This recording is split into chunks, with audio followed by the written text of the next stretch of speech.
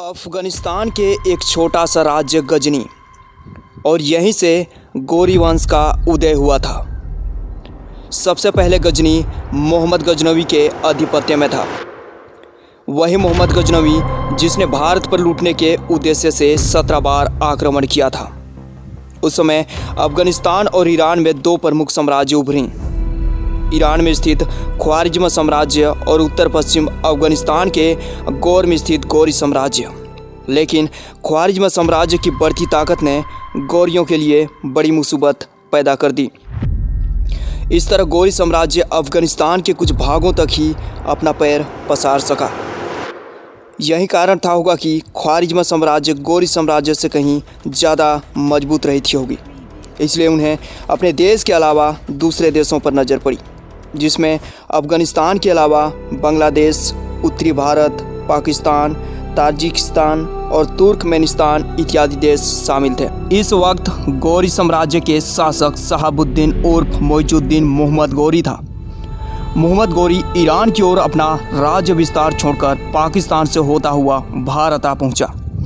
पाकिस्तान में उसने पहला आक्रमण 1175 ईस्वी में मुल्तान पर किया था। हालांकि उस समय पाकिस्तान भारत का ही हिस्सा था, इसलिए हम यह भी कह सकते हैं कि मोहम्मद गौरी भारत पर पहला आक्रमण 1175 ईस्वी को मुल्तान पर किया था। 1175 ईस्वी में मुल्तान पर बौद्ध धर्म और शिया मत को मानने वाले करमाथियों का शासन हुआ करता था। लेकिन मोहम्मद गौरी ने मुल्तान जीतकर उन्हें मुस्लिम बनने हेतु मजबूर कर दिया और उन्हें बनना भी पड़ गया था। उस समय डेरा इस्माइल खान से सिंध पहुंचना बहुत सरल था और सबसे प्रसिद्ध रास्तों में एक था। इसलिए मोहम्मद गौरी अपनी सेनाओं के साथ सिंध आ पहुंचे और उसने सिंध को भी जीत लिया। यह मोहम्मद गौरी का सबसे सरल और भारत पर पहली विजय था। इसके बाद मोहम्मद गौरी 2 साल बाद फिर से 1178 ईस्वी में भारत के गुजरात राज्य पर आक्रमण करता है, क्योंकि उस समय गुजरात में एक महिला एजेंट के रूप में शासन चला रही होती है और वह रानी कोई और नहीं, चालुक्य साम्राज्य की रानी नायिका देवी थी। वही रानी जिसने कहा जाता है कि मोहम्मद गौरी को नपुंसक बना दिया था। मोहम्मद गौरी को लगा कि जिस तरह उसने मुल्तान और सिंध को जीता, उसी तरह गुजरात को भी जीत जाएगा। लेकिन जैसे ही रानी नायिका देवी को पता चला कि मोहम्मद गौरी गुजरात पर आक्रमण करने वाले हैं, तब अपने बेटे भेम द्वितीय के साथ मिलकर गुजरात की राजधानी पाटन से दूर अबू पर्वत की तलहटी में कासिंदा के निकट पहुंचकर गौरी से युद्ध किया, जिसमें गौरी बुरी तरह से पराजित हो गया। मोहम्मद गौरी किसी तरह जान बचाकर युद्ध भूमि से भाग निकला। यह मोहम्मद गौरी का भारत पर पहला पराजय था। इसके बाद गौरी गुजरात की ओर कभी भी मुड़कर नहीं देखा। रानी नायिका देवी से पराजित होने के बाद मोहम्मद गौरी अपने आक्रमण का मार्ग बदल दिया और उसने पंजाब के मार्ग से भारत पर आक्रमण करना चाहा। इसलिए उसने 1179 में आधुनिक पाकिस्तान के पेशावर शहर पर आक्रमण करता है और वहां फिर से जीत जाता है। इसके बाद पंजाब से होता हुआ 1181 ईस्वी में लाहौर पहुंच गया। उस समय लाहौर में गजनवी वंश के अंतिम शासक खुसरो मालिक था। उसने बिना युद्ध किए संधि हेतु अपने बेटे को मोहम्मद गौरी को बंधक के रूप में दे दिया। फिर मोहम्मद गौरी लाहौर छोड़कर गजनी जाते समय सियालकोट पर भी अधिकार कर लिया और उसने अपने कुछ सेनाओं को छोड़ दिया। बाद में इन सेनाओं से खुसरो मालिक को खतरा महसूस हुआ, इसलिए उसने खोखर जाति से संधि कर मोहम्मद गौरी से युद्ध किया और इसमें फिर से मोहम्मद गौरी विजयी हुए। इस तरह से भारत में पूरी तरह से गजनवी वंश समाप्त हो चुका था और लाहौर में पूरी तरह से गौरियों का साता स्थापित हो चुका था। पंजाब और लाहौर की विजय से मोहम्मद गौरी के राज्य की सीमाएं अजमेर तथा दिल्ली के राजा पृथ्वीराज चौहान के राज्य से मिलने लगी। यहाँ तक तो ठीक था, लेकिन जब मोहम्मद गौरी ने भटिंडा पर आक्रमण किया, तब पृथ्वीराज चौहान बहुत ज़्यादा क्रोधित हुए, क्योंकि भटिंडा नामक जगह पृथ्वीराज चौहान के राज्य के सीमा के अंदर आता था।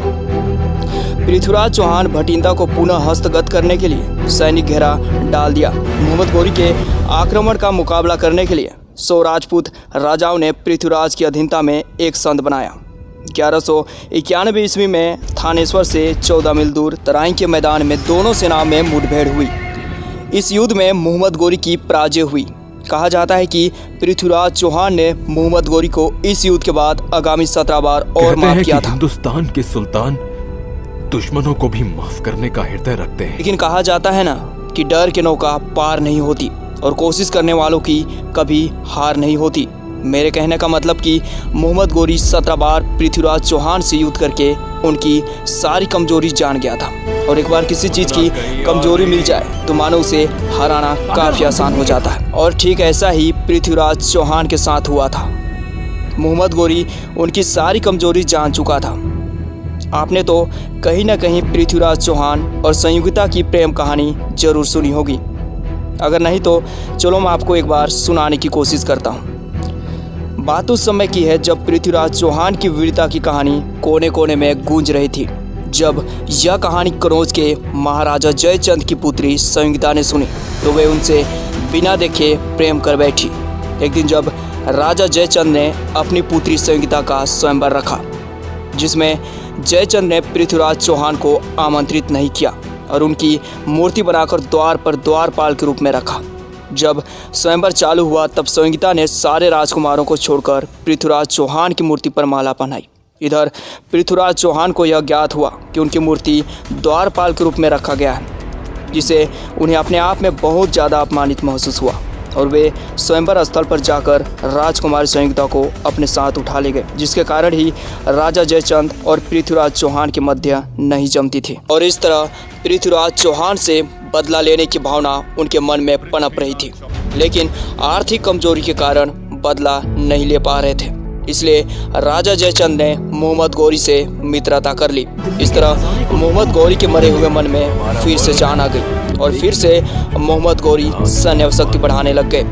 फलस्वरूप 1192 ईस्वी में तराइन के मैदान में एक ऐसा युद्ध हुआ जिसके कारण कई मुस्लिम साम्राज्यों हेतु भारत की द्वार खुल गई, जो तराइन का दूसरा युद्ध कहलाता है।